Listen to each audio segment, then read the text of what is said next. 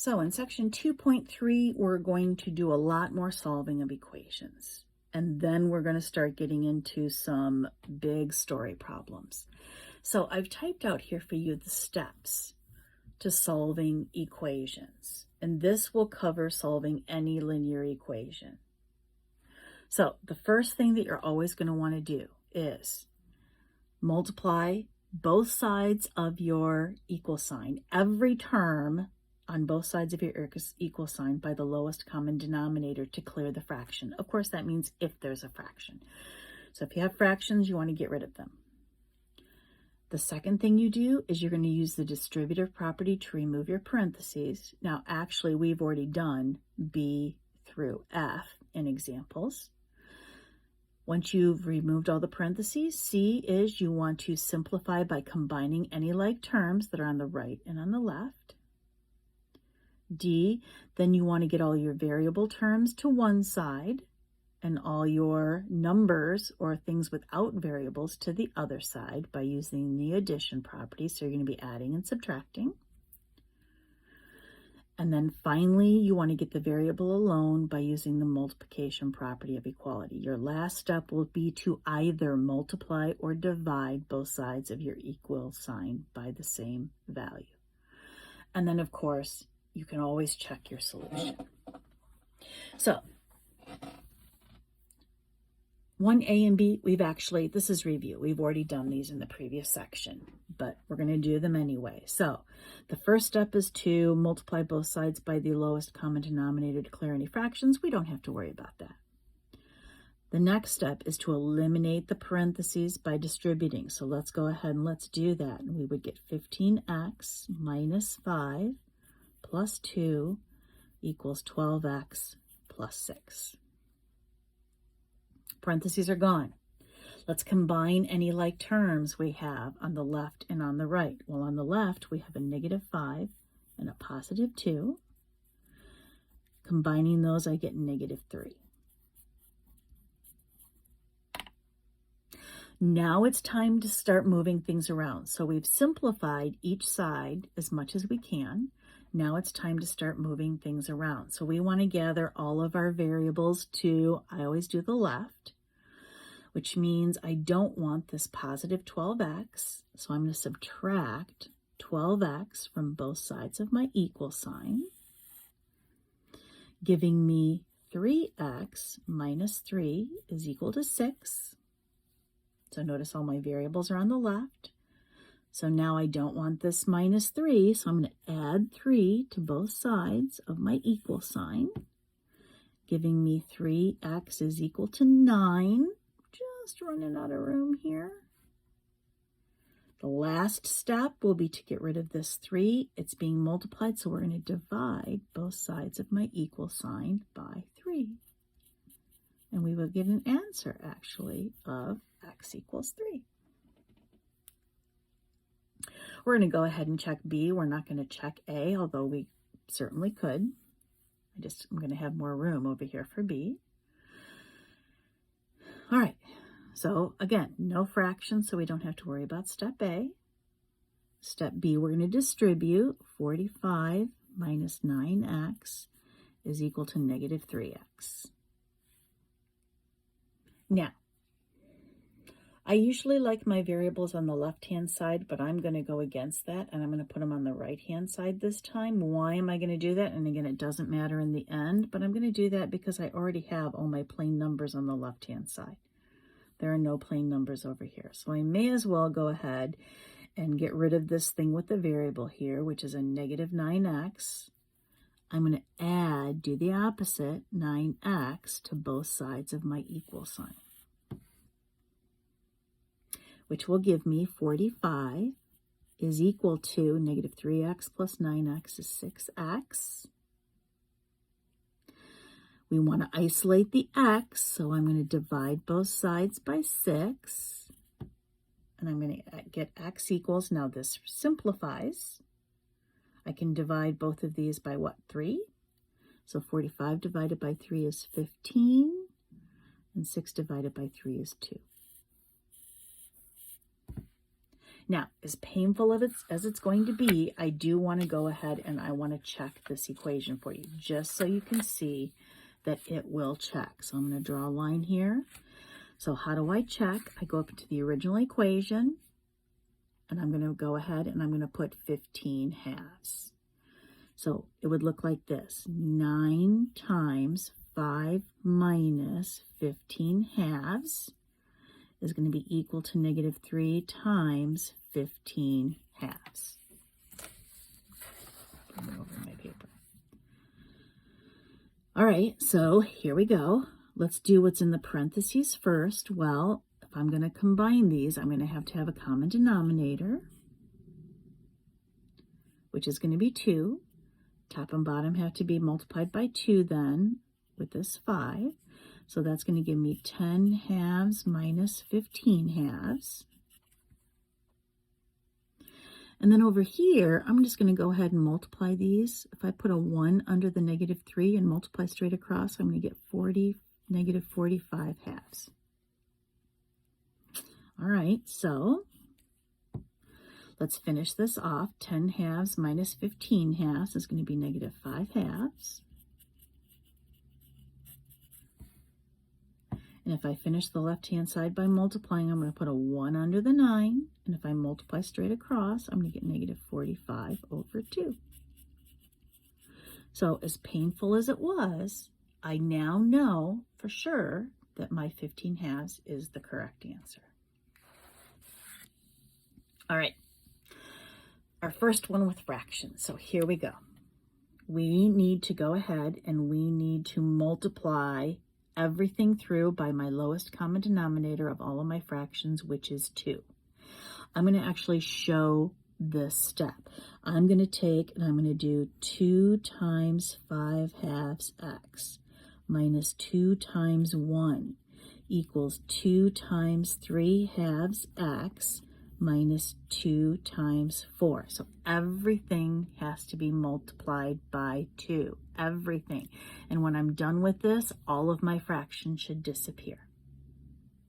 So look what happens. Well, that's really 2 over 1. The 2's cancel, and I'm left with 5x minus, here I just have 2 times 1, which is 2, equals, again, these 2's cancel, so I'm left with 3x minus 8. Voila, no fractions. Life is easier. All right, so now it's a matter of moving things around. We've done this, so I'm going to subtract 3x from both sides to get all my variables on the left. So 2x minus 2 is equal to -8. You should be getting really good at this now. Let's add 2 to get rid of the 2. So 2x is equal to -6. Divide by 2, divide by 2, x equals -3 is your final answer. All right, D is very similar. I need to multiply every single term by the lowest common denominator of all of the fractions. Well, my fractions have denominators of 5 and 3. The lowest common denominator is 15. So here we go. 15 times 3/5 x minus 15 times 2 equals 15 times 2/3 x minus 1 times 15. Everything has to be multiplied through by 15. So here we go. Remember, at this point, once we do our next step, all of our fractions should disappear. So if I do these first 2 terms, this 5 cancels into the 15, leaving me with a 5. And I have 5 times 3x, which is 15x, minus, no fractions here, 15 times 2 is 30, is equal to, put a 1 under this 15, 3 divides into 15 5 times, and 5 times 2x is 10x, and then minus 15 times 1 is 15. Voila, no fractions. Now it's easy. I'm going to subtract the 10x from both sides to gather all my variable terms to the left. So that's going to give me 5x minus 30 equals negative 15. All my variables are to the left, so let's get rid of this minus 30 by adding 30 to both sides of my equal sign,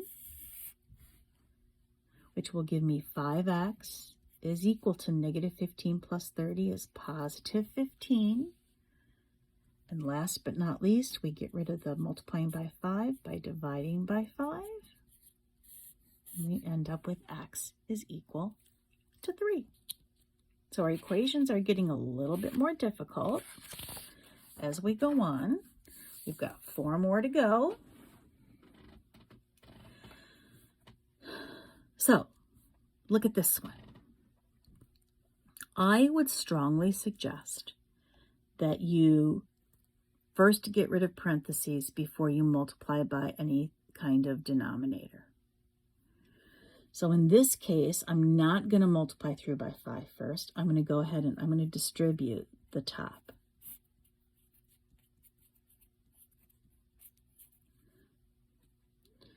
Now, I need to get rid of this 5, so I'm going to multiply both sides of my equal sign by 5. Now, what I'm doing here is I'm just not writing it by every single little term, like I did in the previous 2 examples. So here, this is really 5 over 1, just like I wanted. Those 5's cancel, and I'm left with 3x minus 6. Since this side didn't have a fraction, this 5 does not cancel, and I distribute to get 15x minus 30. Now I'm back where I was before. Let's subtract 15x from both sides of my equal sign, which is going to give me negative 12x minus 6 equals negative 30. Now remember, you can pause the video anytime, finish, and then come back and make sure you get the right answer. I'm going to add 6 now to both sides of my equal sign, and I'm going to get negative 12x equals negative 24. Dividing both sides by negative 12 and being careful with my signs, you can see, I'm going to get x is equal to positive 2.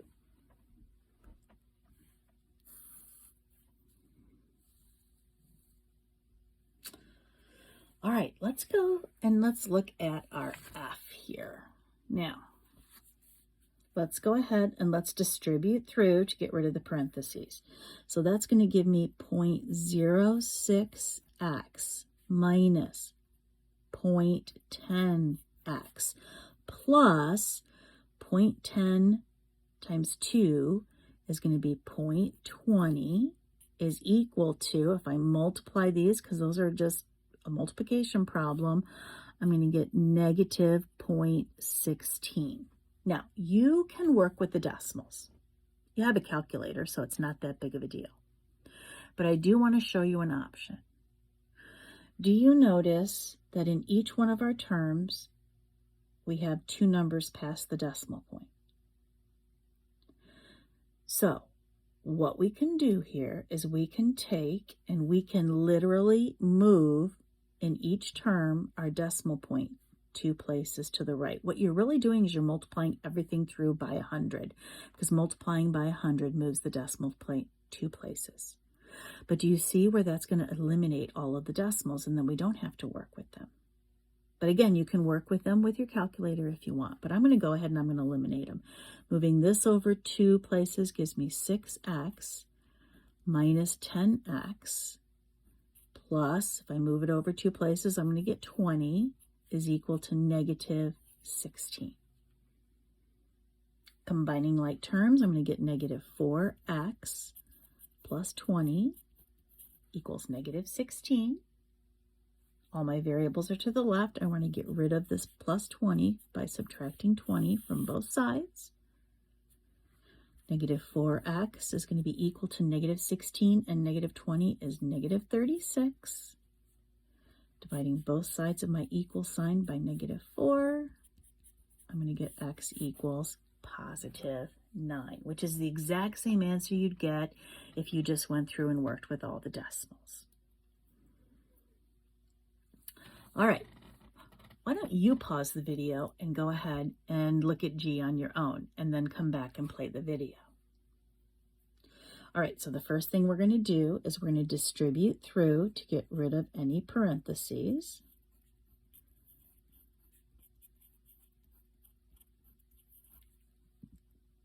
Let's combine like terms. Negative 5x plus 8x is plus 3x.